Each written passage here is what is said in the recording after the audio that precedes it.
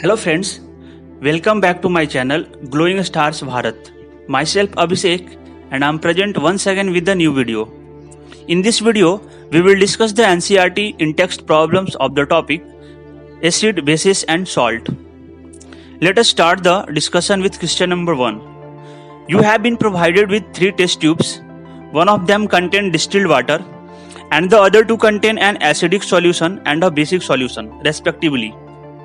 If you are given only red litmus paper, how will you identify the content of each test tube?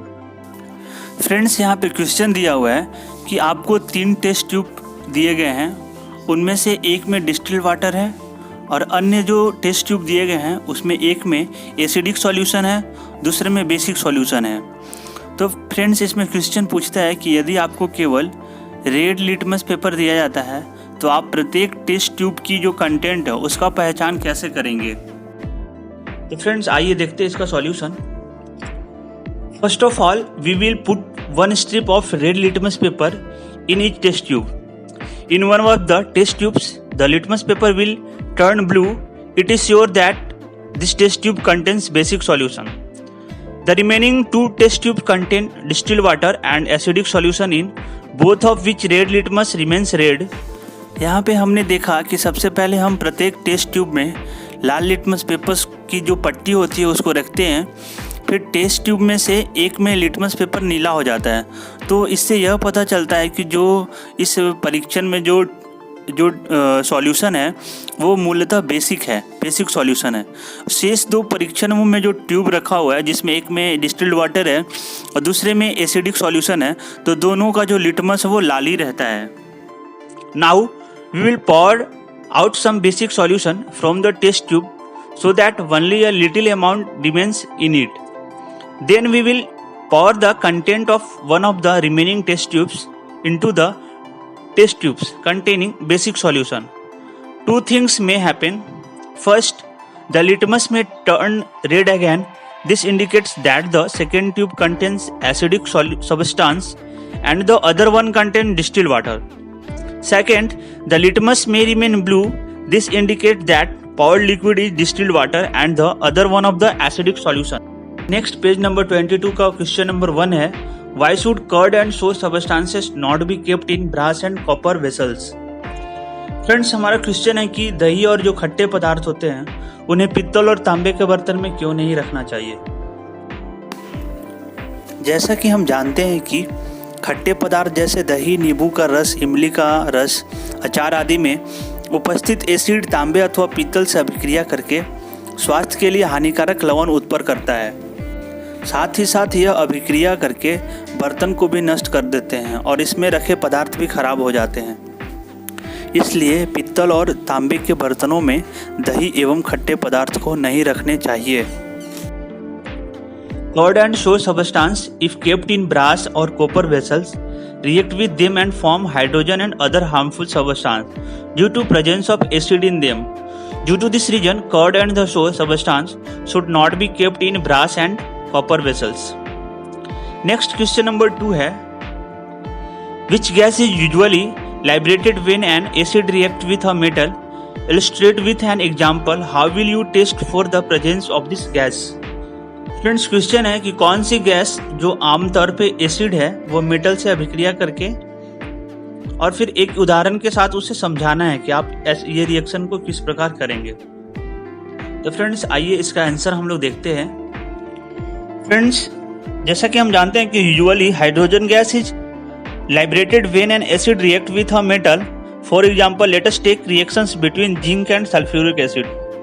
जैसा हम figure में देख सकते हैं, तो reaction of zinc granules with dilute H2SO4 to liberate hydrogen gas which burns with a pop sound. तो इस reaction को करने के लिए सबसे पहले take 5 gram of zinc granules in a wolf bottle, set a apparatus as shown in the diagram, add 20 ml of dilute H2SO4 with the help of Thistle funnel, collect the gas evolved in a gas jar as shown in the figure. Observe the color and odor of the gas. Bring a burning matchsticks near the gas jar and record your observation. Friends, observation, a colorless, odorless gas is evolved. It burns explosively with a pop sound. When a burning matchstick is brought near it, indicating the presence of hydrogen gas. Chemical reaction: zinc react with H2SO4 to give ZnSO4 zinc sulfate plus H2 gas. Friends, next जो question है, question number 3. A metal compound react with dilute hydrochloric acid to produce effervescence. The gas involved extinguishes a burning candle. Write a balanced chemical equation for the reaction if one of the compound formed is calcium chloride. Friends, इसका answer हम लोग देखते हैं. Calcium carbonate A when react with hydrochloric acid produces carbon dioxide gas with effervescence. Carbon dioxide gas is used as a fire extinguisher. Therefore, it extinguishes a burning candle. Hence, the metal compound A is calcium carbonate. जो reactions होगा हमारा CaCO3 plus 2HCl gives CaCl2 plus H2O plus CO2. Page number 25, question number 1 है, Why do HCl, HNO3 etc. show acidic character in aqueous solution while solution of compounds like alcohol and glucose do not show acidic character? तो friends, इसका answer हम देखते हैं कि HCl, HNO3 etc. dissociate into their ions in the presence of water from hydrogen ions H+. These hydrogen ions combine with H2O form hydronium ion H3O+. The reactions can be given as follow: HCl H plus Cl minus. H+ जब reaction करेगा H2O से तो H3O+ बनाएगा. Similarly HNO3 जब react करेगा, HNO3 जब आपस में टूटेगा तो H+ और NO3- के फॉर्म में वो ब्रेक करेगा. फिर H+ प्लस H2O जब करेगा तो H3O+ बनाएगा. तो friends, due to this property HCl and HNO3 show acidic character in aqueous solution.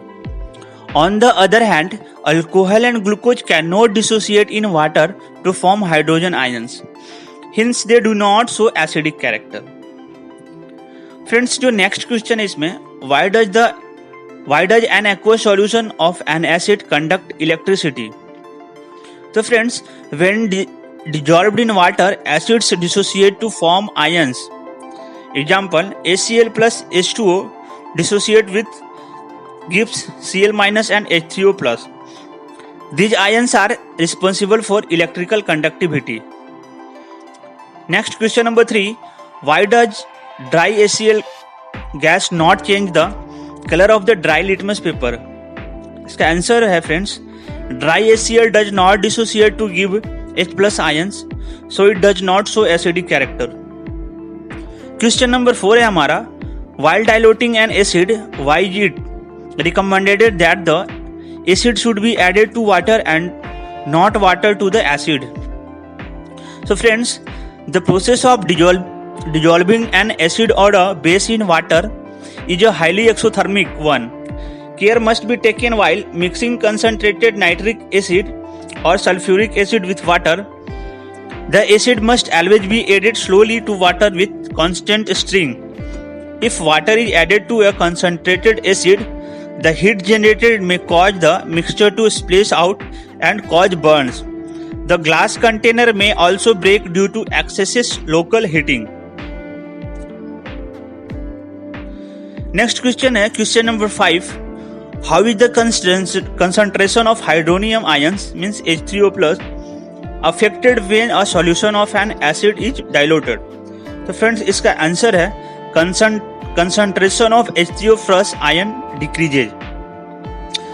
Next question है, how is the concentration of hydroxide ions OH- affected when excess base is dissolved in a solution of sodium hydroxide? तो friends, इसका answer है concentration of OH- group increases when excess base is dissolved in a solution of sodium hydroxide. Friends, next page number 28 का इन text question में question number 1 है, you have two solutions A and B. The pH solution A is 6 and pH of solution B is 8. While solution has more hydrogen ion concentration, which of this is acidic and which one of the basics?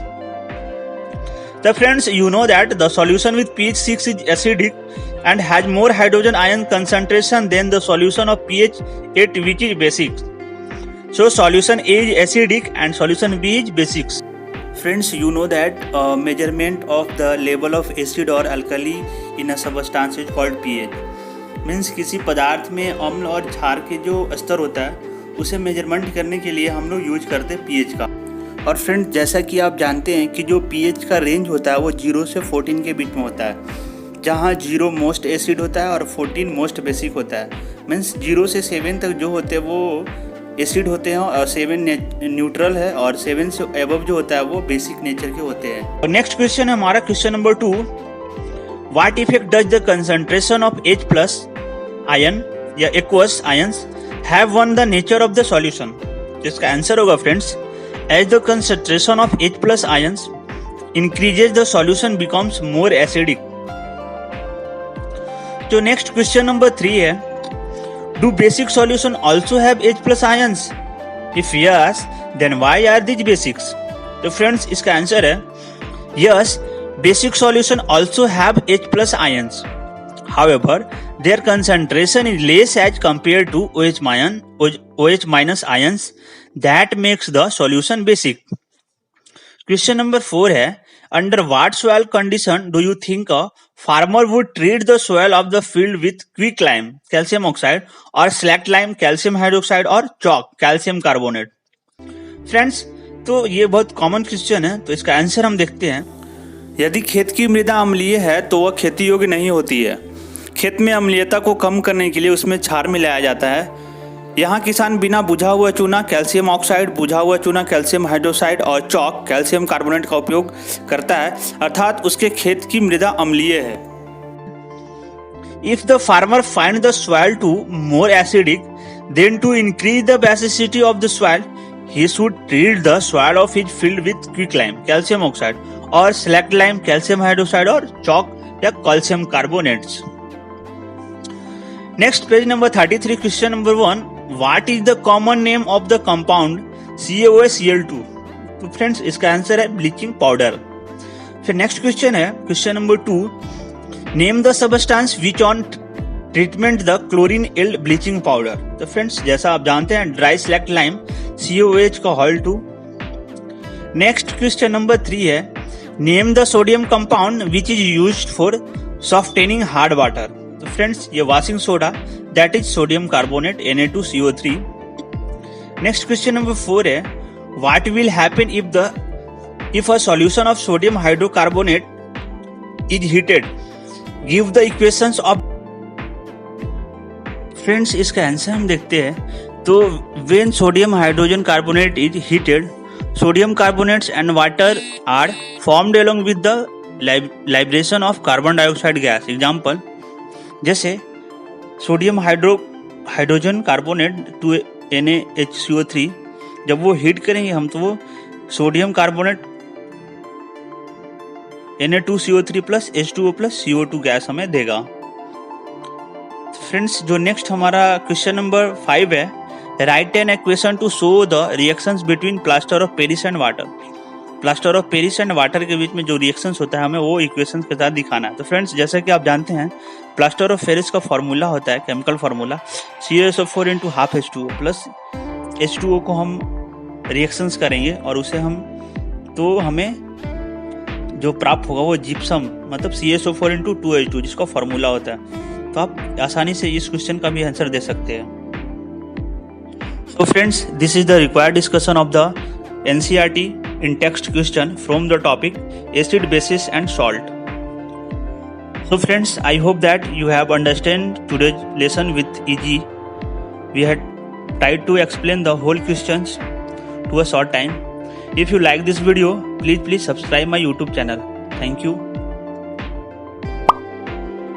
Subscribe कीजिए हमारे channel को और bell icon को दबाइए हमारी latest video सबसे पहले देखने के लिए।